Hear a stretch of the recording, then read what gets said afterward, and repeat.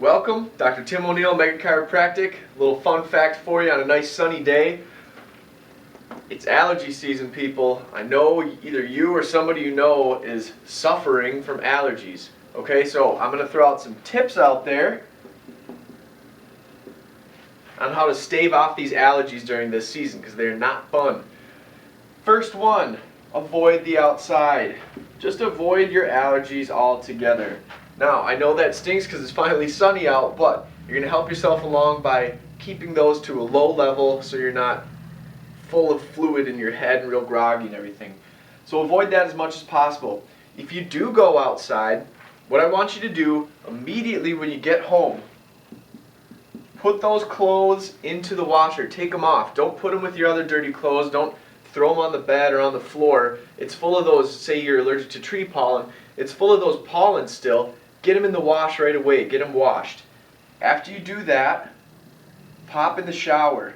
Get all of that stuff out of your hair, off your body. Clean it up.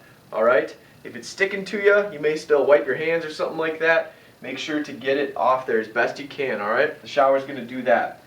The next thing to do is use some kind of sinus rinse. Alright? Those little pollen microfibers, they get trapped in your sinuses and will constantly irritate. You got to rinse those out. Now, I'm sure a lot of you have heard of a neti pot. That's a good option. NeilMed also makes a thing called a sinus rinse. It looks more like a squirt bottle and it flushes all that junk through. If you're all plugged up one side or the other, lay down on the unplugged side so it evens out and then quick go and flush it. Okay? That's a really good thing to do. Now, I know some of you may take allergy meds or things like that. Try to avoid that as much as possible. If you're depending on them every single day, that can do some damage to your stomach. If you're squirting the stuff up your nose, it can kind of hurt the lining of that. You want to make sure as much as possible, just get through this season, okay? Now, I used to be really allergic to, well, everything. I used to be allergic to cats. I'm not allergic to cats anymore. I used to be really allergic to all the pollens, hay fever, all that stuff.